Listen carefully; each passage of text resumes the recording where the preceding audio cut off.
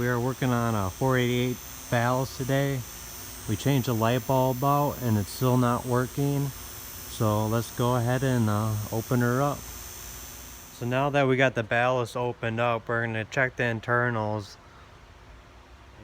When we touch around, this igniter here is hot. We have the power disconnected.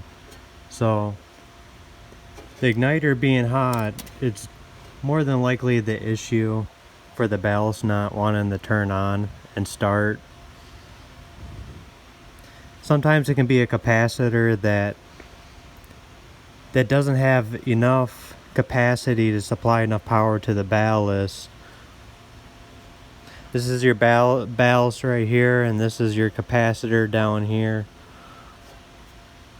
So let's go ahead and change out that igniter. Your wires will be labeled X1, X2, X3. Now we can go ahead and turn our light on to see if it works. Make sure you use high temp connectors here. And now, as you can see, our ballast is on.